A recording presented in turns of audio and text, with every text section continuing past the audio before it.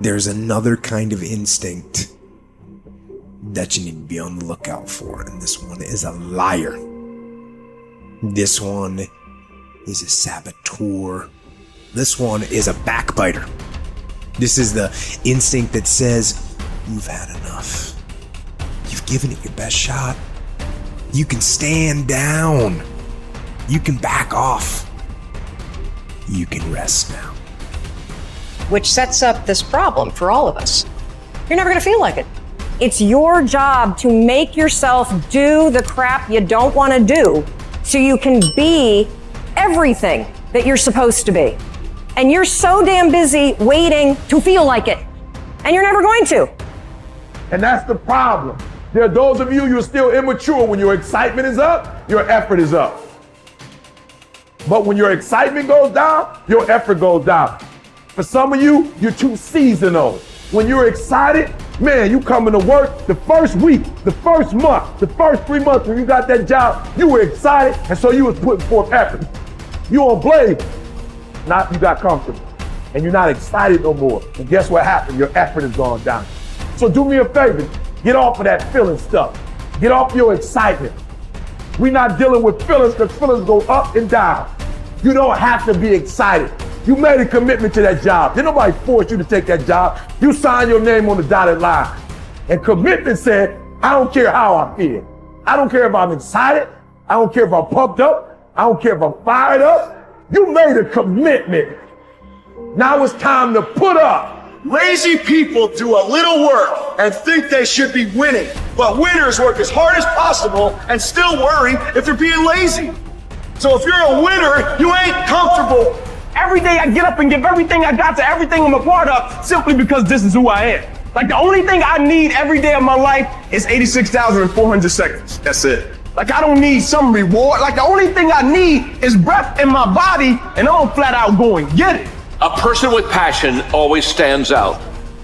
The world is so full of average that once you have passion and a sense of energy in your life, it distinguishes you. When you're passionate about something, it isn't reasonable, but you do it anyway.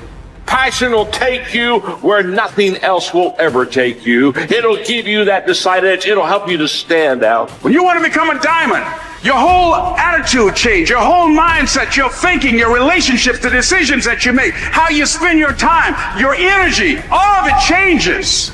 See, this is something that you can't be in this business. This business has to be in you. You take advantage of this opportunity. You let everything else go. You eat different. You study different. You practice different. You don't belong at the bottom, and it's time for you to get your butt from down there. It's time for you to stop being comfortable at the bottom. Get your butt up and get to where you're supposed to be.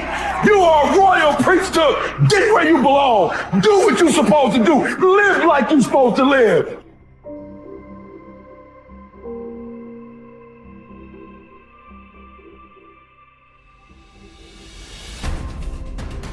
Get better every day.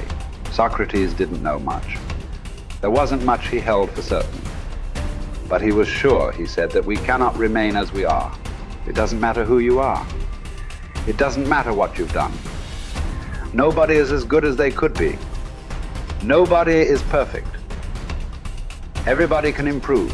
There are few self-fulfilling prophecies more important or more dangerous than this. If you think you have room to grow, you do, and you will. If you think you're as good as you can be, you're right. You won't get any better. It has been said that Tom Brady, the greatest quarterback in history, the youngest and the oldest to win a Super Bowl, isn't obsessed with winning. That's not what he focuses on. He's obsessed with improving the accuracy of his touchdown passes in the fourth quarter. He's obsessed with getting a little bit faster at releasing the football. He's not willing to stay the same, even though that same is very consistently the best in the league. The process of getting better, that's his drug. That's the dragon he chases. That's how he is able to defy aging and all expectations. The Japanese word for this is kaizen, continual improvement. Always finding something to work on, to make a little progress on. Never being satisfied, always looking to grow. Revolution, transformation, That's what amateurs chase. The pros are after evolution. If the first step is just showing up, committing to doing something each day, then the next step is finding something to focus on getting better at each day. And in this, where cumulative improvement meets compounding returns, we can harness one of the most powerful forces on earth. Think about it. Most people don't even show up. Of the people who do, most don't really push themselves. So to show up and be disciplined about daily improvement. You are the rarest of the rare, and if improvement sounds difficult, how about just making fewer mistakes? This is what Gehrig's manager said about him. The secret to Gehrig's incredible trajectory as an athlete wasn't just his commitment. It was that he never made the same mistake twice. The guy who began his career blowing at least one play per inning improved to one mistake per game, to one per week, to one per month. To err is human. But to err is each day is to become closer to the divine. We not only hold ourselves to a standard, but we ratchet the standard up as we go. Just as with weight training, what we're lifting should be steadily increasing with each subsequent workout. Our unwillingness to be satisfied with our performance, to be done with our progress, is what keeps us from plateauing. It drives us forward. Is it a little discouraging that we never seem to arrive? That our standards rise just out of reach of our abilities? Absolutely not. We move the goalpost so the game doesn't get boring, and more important, so it never ends. Ultimately, this brings us more pleasure and more satisfaction. We reach heights we'd never have been able to see otherwise. Do you want to be rotting or ripening? Are you getting better? Because if you're not, then you're probably getting worse. Anyone, whether they're a professional athlete or a house cleaner, can get better at their job. You can get better at being a person, a citizen, a son or a daughter. You can get better at how you think, how you focus, what you think about. Just as one person delights in improving his farm and another his horse, Epictetus would say, riffing as it happens on Socrates, so I delight in attending to my improvement day by day. He said this as a man who clawed his way out of slavery. He said this from exile. He said this as one of the wisest men in the ancient world. And still, he was focused on how he could get better every day, in every way. One can imagine that for Epictetus, this discipline would have been extremely helpful in those dark times, because it gave him something to focus on, something only he controlled, not his master, not society, not his station in life. But this discipline is also helpful in the good times too, preventing one from getting too cocky or complacent. It doesn't matter what the scoreboard says, or the bank balance, or the sales figures, or the headlines. You know whether you're getting better or worse, whether you're making progress day to day. And if you are, wonderful. If you know there is room for improvement, also wonderful. Either way, your marching orders are the same. Come what may, success or failure, fame or misfortune. A focus on progress lets us look ourselves in the mirror with pride and ignore all the commotion in the background. It's the journey of a lifetime. In fact, that's the way to think about all of this. How much progress could you make if you made just a little each day over the course of an entire life? What might this journey look like? Where might it lead if each bit of progress you made presented both the opportunity and the obligation to make a little more progress, and you seized those opportunities, you lived up to those obligations each and every time? Will you choose to take this journey? Will you continue on, even when you've reached further than you ever thought you could go? Or will you stop there? Are you going to keep practicing? Or have you decided that this is good enough? That you're good enough? Will you remain as you are? Or become what you're capable of? Because once you stop getting better, there's only one direction to go. Do the best you can. The Emperor says in Marguerite Yourcena's beautiful novel Memoirs of Hadrian. Do it over again. Then still improve, even if ever so slightly, those retouches. It's a beautiful irony.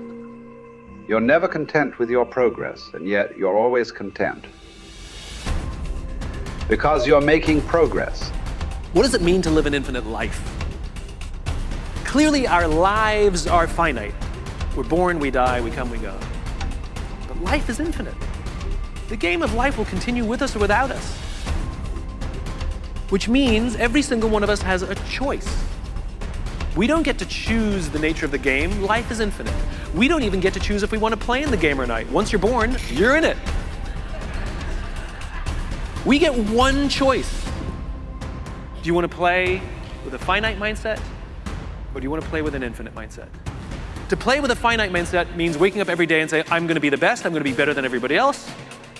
I'm going to accumulate more power, more responsibility, more money, whatever it is, whatever your metric is, I'm going to get more than anybody else. Me. And when you die, you take none of it with you. Or we can choose to live our lives with an infinite mindset, which means I'm going to leave this world, this school, in better shape than I found it. It means I'm going to devote my life to see that those around me rise. And we know that we're living with an infinite mindset because our obsession is seeing that we have an impact on the lives of the people around us. We've all had teachers, and some of you are those teachers, where 20 or 30 years from now, I can go to one of your students and say, you're a remarkable human being, you've accomplished so much in your life. How did you become the person you are today? And they will tell me your name. We all remember the teacher who believed in us. We all remember the teacher who had our backs. We all remember the teacher who saw something in us that nobody else saw. We've forgotten all the others, but we remember those couple. And that's what it means to live with an infinite mindset. It means we devote ourselves to that mindset for everyone in our lives. That other teachers will say that about us. Other principals will say that about us. Other students will say that about us. Our friends will say that about us. I am who I am today because of you, and I will commit to live the same life that you taught me how to live. And you will literally live on beyond your own lifestyle, your own lifetime. That when you're gone, others will carry your work for you.